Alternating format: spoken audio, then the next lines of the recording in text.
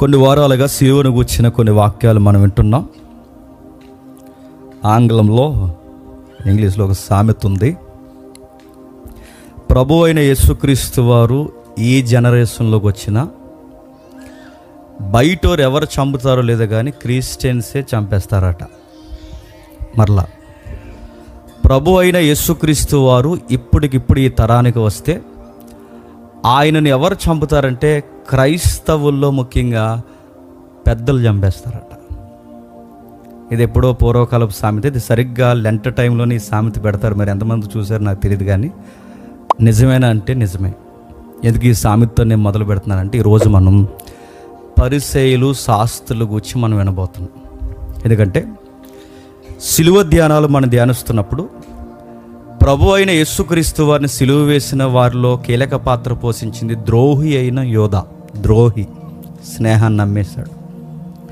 రెండవది, అధికారపు మదం ఎక్కి తన సింహాసనాన్ని ఎలా అయినా కాపాడుకోవాలని ప్రజల మీద పిచ్చుతంటే ప్రజల యొక్క జోహార్లు అందుకోవడానికి కేవలం తన ఎంప్లాయ్మెంట్ లైఫ్ కొరకు యేసుక్రీస్తు వారిని సిలువేశాడు పిలాతు. ఇది రెండవది. అంతకుముందు కొన్ని వార్తలు మనం చూసాం, కొన్ని సువార్త భాగాలు మనం చూసాం మరియా యోహాన్ల గురించి. ఇప్పుడు ఈరోజు మనం ఆయన సిలువ ఘట్టంలో ఎవరెవరు ఏ విధంగా వ్యవహరించారో చూస్తున్న భాగంలో ఒకటి పరిసయ్యులు శాస్త్రుల గురించి చూద్దాం. ఒకసారి మత్తయి సువార్త 26వ అధ్యాయం, మత్తయి సువార్త 26వ అధ్యాయం 3-4 వచనాలు. ఆ సమయమున ప్రధాన యాజకులను ప్రజల పెద్దలను యేసును మాయోపచేత పట్టుకొని చంపవలనని ఏకమై ఆలోచన చేసిరి. అయితే ప్రజలలో అల్లరి కలగకుండానట్లు పండుగలో వద్దని చెప్పుకొనిరి.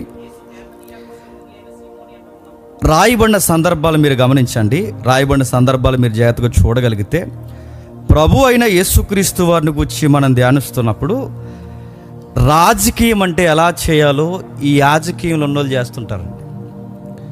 నిజంగా బయట రాజకీయాల కన్నా ఈ పెద్దవి ఇవి రాజకీయాలు వీళ్ళు చేసింది ఆ రోజు సిలువ సన్నివేశాల్లో.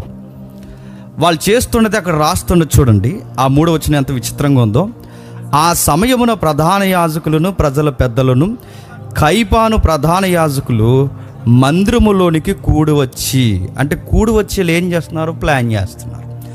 ఏ విషయం మీద ప్లాన్ చేస్తున్నారు? ప్రభు అయిన యేసుక్రీస్తు వారిని ఎలా చంపేయాలని ప్లాన్ చేస్తున్నారు.